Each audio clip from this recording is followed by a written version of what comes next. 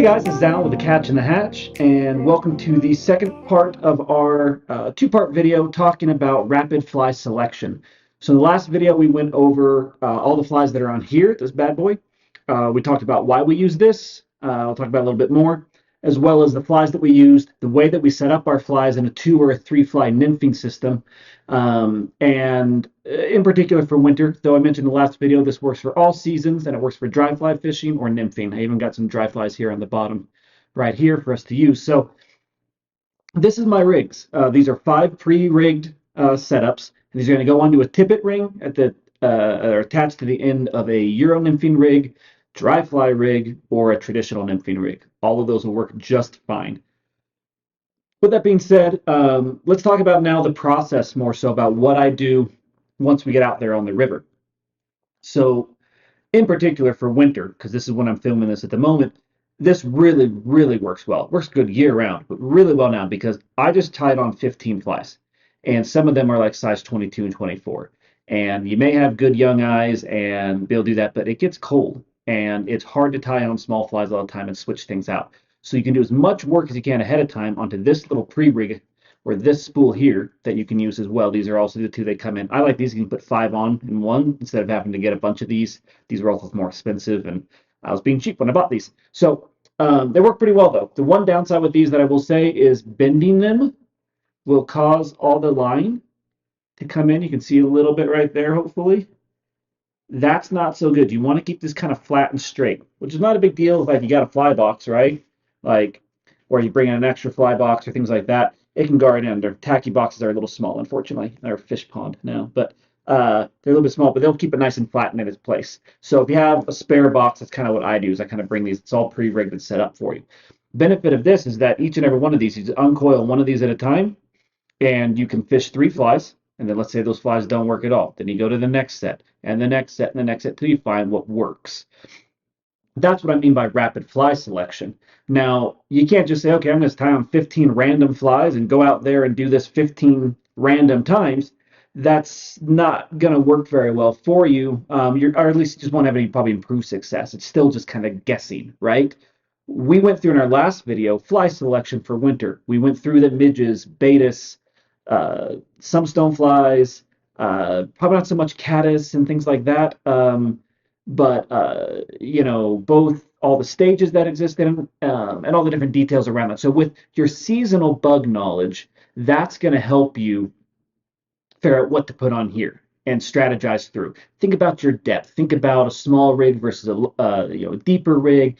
Think about your weights. Think about your fishing scenarios that you're going to come across on the river you're planning to go and fish to on the next day. And this, once you've done that, put your strategy into place, have it ready, and then even go pre-tie one more rig onto your rig once you get there. So you've got 6 sets if you want, I suppose. But these are the 5 that I use, and I'm covering some stoneflies, some annelids, a variety of different insects, midges, Baetis, some larger ones, smaller ones, different colors, different bead weights. Feeling that I'm covering my bases that I felt good about. And we might do another video of me going out and fishing this exact rig and just see how it does here in winter. But the idea would be now that we're set, we have another beer, we go to bed, we wake up nice and early in the morning, have ourselves a good day tomorrow. When we get out on the river, we pick one of these rigs that we want to start with. I'm sorry, this is really bothering me. The squirmy worm's getting pinned down. We got to keep them safe, All right, that's better. So we'll pick one of the rigs. We'll go find the 2 things. So I mentioned this in the last video, but there's we call the 3 pillars of fly fishing: fly selection, location, and presentation. You can't go out there with the best fly selection in the world, slap some flies around the water all day, drag your indicator through the water, make crappy casts, be in the wrong water. You're just not going to find as many fish still. So combining all 3 of those together are going to be your best way of finding the most fish. But what I suggest doing is go walk the river, find some open water. If it's winter time, the fish are going to be more grouped together, not so spread out. And so find some water that you go, I can sit here for 30 minutes to an hour, I bet, throw flies in this water, and I know that there's fish in here and that they're eating. And if they're eating, and they're in here, then all I got to do is give a good presentation. So you kind of got your location as best figured out as possible, right? Then we've hopefully got our fly selection figured out. Out of one of these 15 flies, we're going to start finding some success or learning some things from it, right? And then our presentation, hopefully, just with practice and effort, no matter your skill level, you got to come with that as what you are. There's no way to improve on your presentation other than practice, a little bit of studying, reading, and knowledge, and just practice, practice, practice. So focus on that, and just give it your best shot. Make good, clean, well presented, drag-free drifts. Stand in the water at the good places, those sorts of things. Now let's talk about the rapid fly selection. I'm out there. It's as simple as this. I'm going to go through these flies until something works. Right? So I'm going to go with what I think might work best. Usually I start with some search patterns, something a little more flashy. I love catching on squirmy worms if I can all day because it's usually really good fishing. So if you can do that, if not, that's okay. You'll switch up rigs. And what's nice about this is that you unravel this and it's on three. It's got 4x, or for me, I did 3x, 4x, 6x is what I went to for these rigs for winter, and I'm going to tie that 3x, the empty end that doesn't have a fly on it, right onto that tippet ring, and I'm off and I'm fishing. That's it. If I'm Euro nymphing, if not, if they're on a strike indicator or things like that, and then I'm off and I'm fishing. Within 15 minutes, if I haven't been catching fish, I'm changing up flies. Sometimes even less than that. If I can just tell that I know it's a really good hole, I can see fish actively feeding and rolling in the water, that I'm like, they don't want my flies, that I can switch even faster. But you give that, 10 to 15 good casts into a good section. Um, if you're seeing feeding fish, if you just know it's a good holding water, then cover the water, cover the hole a little bit, see if you can find where the fish are at, and fish for about 15 minutes. If that's not working, switch up flies to the next rig and switch up to the next rig and keep going through that. Within an hour, you're going to be able to go through 4 or 5 rigs, about 12 to 15 flies, and you're going to have an idea that if you're catching fish, then we'll talk about that later. If you're not catching fish, you have to go through that many flies. uh, Double check your presentation, make sure your location's good. And if those things, if you're like, I feel good about it, I can see fish eat in front of me. The fisherman or the buddy who I'm with, he's catching flies or catching fish on flies that were relatively the same as mine. It's probably a presentation. But if not, and you've ruled out all that, then um, I would maybe switch over to streamers or go find a new place, go find a new hole.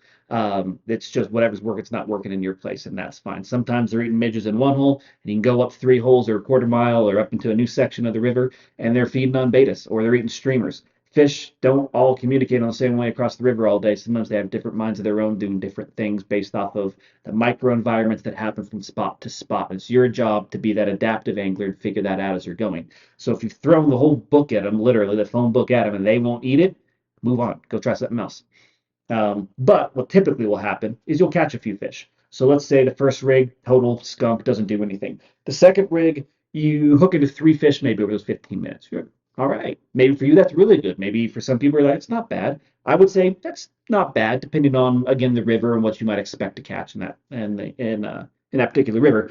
But you might say, okay, what are they eating? They're eating that bottom fly, they're eating the top fly, and you're going to use your knowledge then to say, okay, they're eating that bottom fly, and that just so happens to be a rainbow warrior. And the rainbow warrior is working well. So, okay, they seem to be eating midgets and smaller bugs. They haven't touched my stonefly, and I've caught 3, 4, 5 fish. Let me switch up that middle fly, add some split shot and some weights. My middle fly was the heaviest one, and let's go ahead and do another small fly. Another maybe more imitative midge, like a mercury midge or things like that. It still's got a little flash and the zap to it, sort of a thing, but um, similar to Rainbow Warrior, but maybe a little bit more realistic. Because now you go, okay, I think they're eating midges, and see if they start hammering both of those. If you've done that, now you've got 2 flies that are working, and 2 flies are better than one. And same with the 3 flies. You can even switch over that. Sometimes you're going to get to, a point where you either need to add a lot of weight. You got 3 flies on, you're just adding split shot, and you got 3 small flies. That's fine. Other times you'll keep that lead fly on because it's just easier. It's getting down deep. 1 out of 10 fish ends up beating that big fly, and so you get that too. But by and large, they're taking those bottom 2 flies, and then that's good. Hopefully, you're improving your catch rates. So you're just kind of variating off of that, right? But I don't know, most anglers, if they're going to fish 2 flies, and they're going to fish the system that most people do, whereas they tie the fly to the bottom fly to the bend of the upper hook. So now you've got multiple knots you're doing. To switch out and do 15 flies in an hour, you're going to be spending most of your time tying on new rigs than you would be fishing. And while most people say, hey, it's better to be fishing, like go with the, horse that brought you there, go with the flies you got on and just work on your presentation, that can be a good thing too.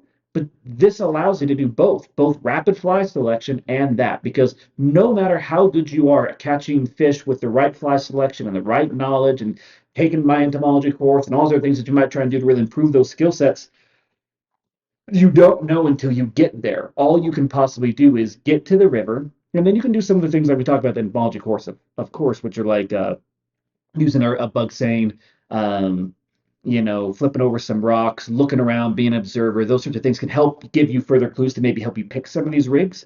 But you should already have that set up in here somewhere, right? Because you've thought it through. It's not that you're like, oh, I never thought they'd be eating midges during winter, even though I know that midges are the primary food source of trout during winter.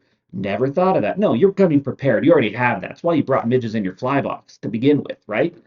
So you've already got that figured out. There's really no reason for you at that point to just go ahead and just rapid fire, go through this fly selection and figure it out. Once you've got an idea, just go and see what works, but you can do it faster and more effectively this way. And that's why I really like this. So we may do a future video where I take this exact rig. You'll see it if I do this whole setup. We're just gonna go fish a local river up here and just see how we do with what we've got and try from that. And we can bring a few of these boxes for backup if we want to switch it up or variate, but it can be fun. So give this a shot.